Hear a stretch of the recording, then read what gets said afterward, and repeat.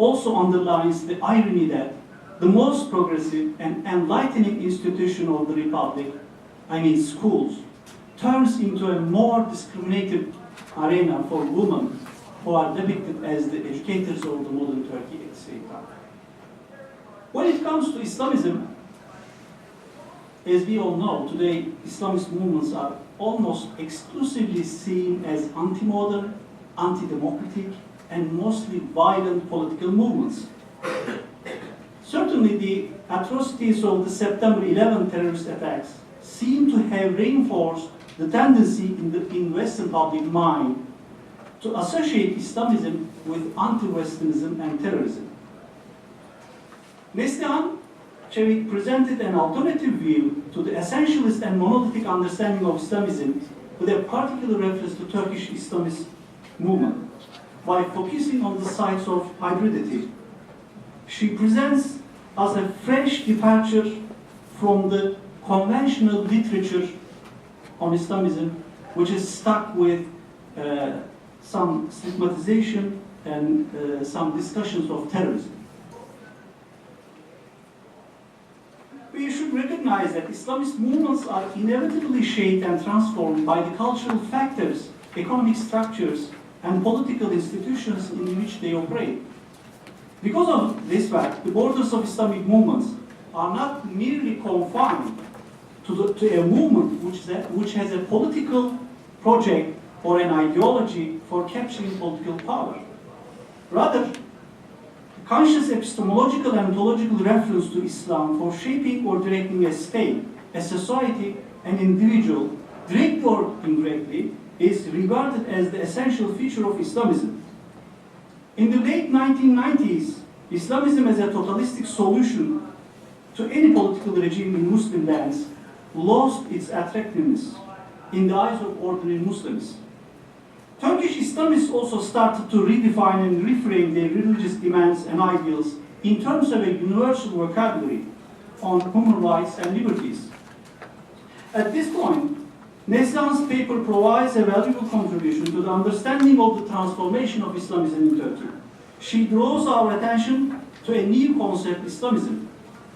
As far as I know, Muslimism, as far as I see, I couldn't find any term before. This is a newly coined term.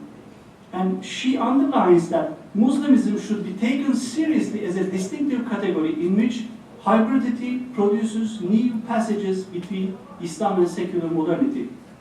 Having criticized the conventional approaches to Islam, her paper is highly recommended to students of Islam who wish to escape from the neo-Orientalist flows of the literature on Islam. She successfully points to the transformative aspects of daily life by saying that Muslimism is neither state nor community-centered but individual-oriented, and it is opposed to concepts such as Islamic or Islamist, which refers to the text, rules, and unchanging codes.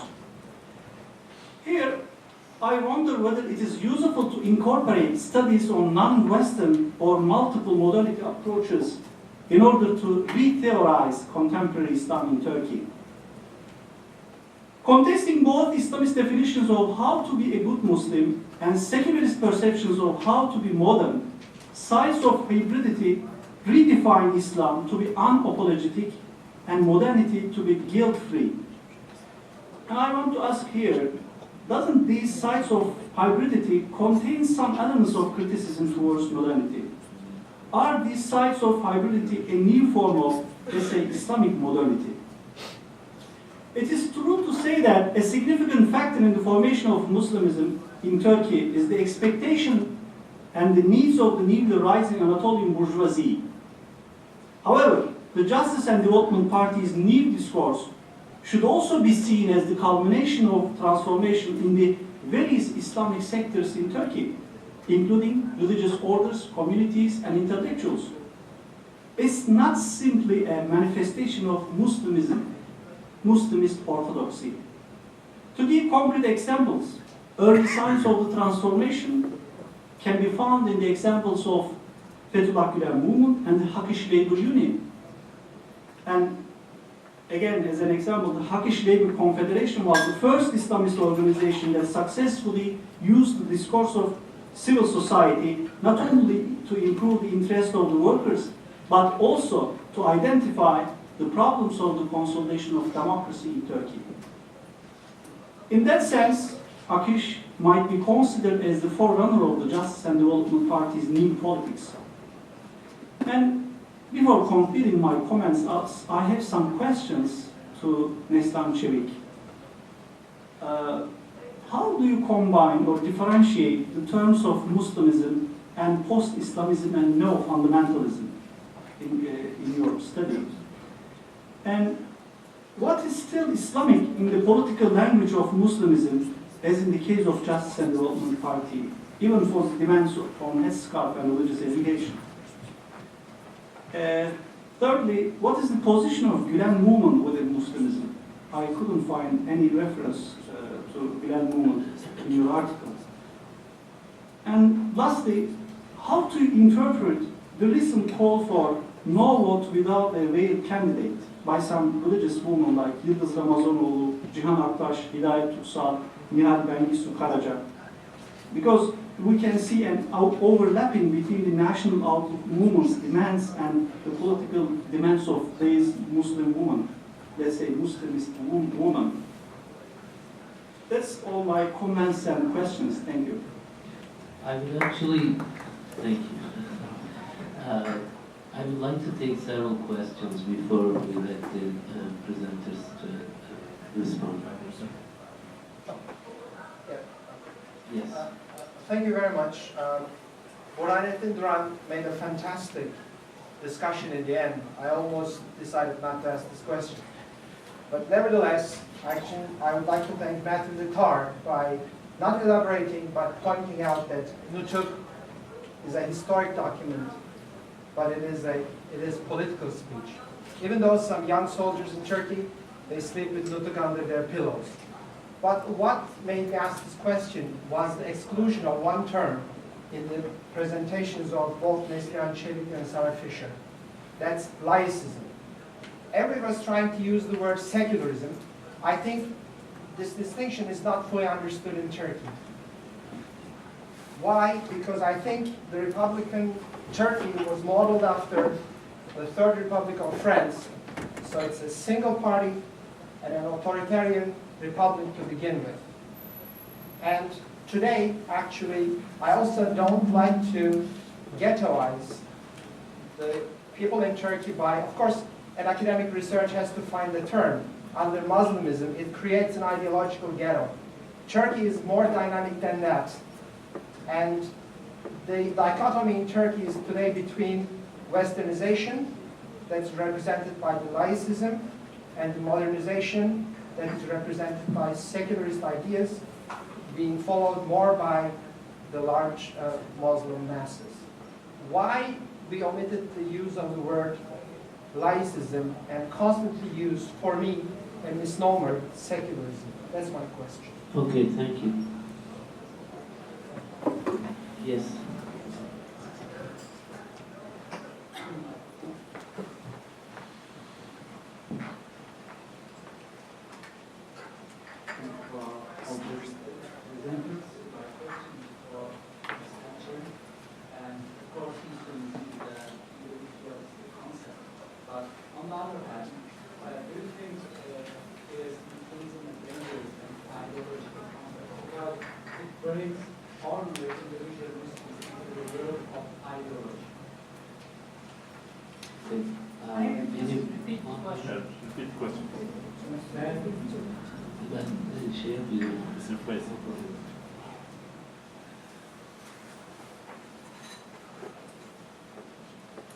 Cevik's presentation is popular, it seems. Yes. Actually, don't need it. I just had a question for Sarah. I was wondering if Sarah could expound on... Hold on. Sure. Wait for the microphone. Yeah. Don't think my This doesn't work great.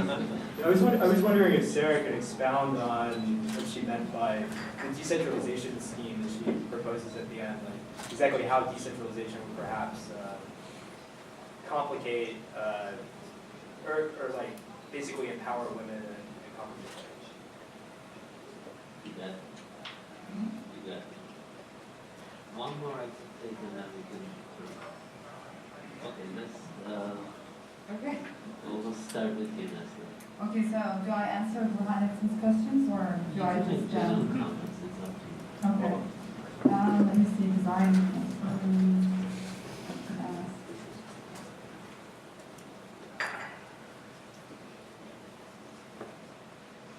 So I'm not sure, okay, I'm not sure what your name is, but the person who asked about laicism? Ercü Oh, okay. So in my presentation, I use the word state secularism, and state secularism, the Turkish concept, actually refers to laicism. So that's one thing. And the other things, I'm not sure why you would consider Muslimism to be an ideological ghetto. And historically, when you look at Turkey, you actually see that emergence of Muslimism was only possible when the state secularism, or in your terminology, laicism, was actually undermined dramatically. And this happened a few more times back, before 2000s, but the conditions were temporal or they were weak, so the Muslim impulses could not flourish into a full orthodoxy. So that's one thing. So when it comes to Gülen movement, I actually get this question a lot, and I should say that we do find movements that do resemble some of the elements of Muslimism, and Gülen movement certainly would be one of that by its emphasis on science and civil society and so forth. But what differentiates Gülen movement from Muslimism is that it is a jamaat.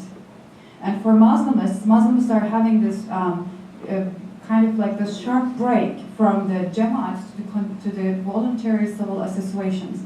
So in my table, there's an element called individuation, and one aspect of individuation is to exit the jamaat structures and instead of come together, either become members of civil associations or actually open up civil associations. And this also includes some of the theological perceptions. They don't want to follow the Gülen, Fethullah Gülen, as a hoja. He might be a very progressive modern hoja, but he still is a hoja. And the Muslims are very critical of submission to prophetic elites. And they rather read online blogs of, not every online blog, but the ones that are seen legitimate, or theology professors and so forth. So that's that. And so... Could it be yet another ideological construct? Right, okay. Well, here's the thing. I mean, when we say Islamism, this is the term that we generally use, right? We, again, are putting a million numbers of Muslims under one category, so that theoretically we can talk about them, right? So when you say Muslimism is another category, it necessarily brings in a group of people together who might have divergent ideas and feelings about Islam, or religious practice or theological aspirations. But we have to use a concept. And I don't think, first of all, Muslimism, the content of Muslimism is not the ideology that you would find in Islamism. So I'm not sure if it's necessarily dangerous, because we give him the content of what it really is and how it differs from Islamism, which then connects us to the other question: how is that different from post-Islamism and neo-fundamentalism? First of all, it's very different from neo-fundamentalism. Neo-fundamentalism is a version of Islamism, and Roy has really brilliantly explained that. Fundamentalism is top-down. It's the state and the community. Neo-fundamentalism is bottom-up. It's the community that you will Islamize first, and then eventually that will lead to an Islamic state. And what you would do in neo-fundamentalism, according to Roy, is to create micro-spaces, and these are the Islamized zones. In these zones, you would practice Islam, in strict forms. Now, cultural types of hybridity are very different from the micro-spaces of neo-fundamentalists. First of all, cultural sites of hybridity hybridize, articulate Islam and modernity as opposed to micro-spaces.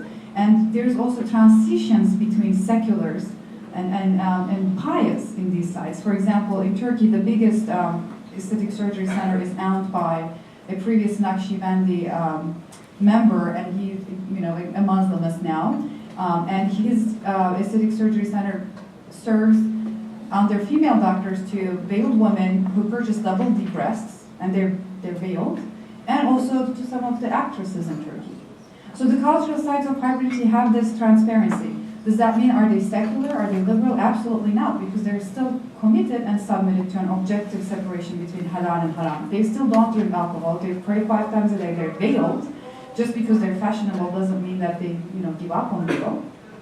It is a religious orthodoxy. That's what an orthodoxy means. Orthodoxies differ from other things. They have strict boundaries. If it's very strict, you have a fundamentalism. If it's about to be renegotiated, then you have movements like evangelicalism or Muslimism or Pentecostalism in Latin America. I guess I'll stop here. Thank you. Sarah? In response to the question regarding laicism, I did mention laicite once, but I think you're right in that generally in America and elsewhere, when we mean laicism or laicite, we tend to say secularism as a shorthand, whereas laicism is actually a type of secularism, and Turkish laicism is different than French laicite. I think that's a good point to make. To Reagan's question regarding women and the decentralization and or centralization,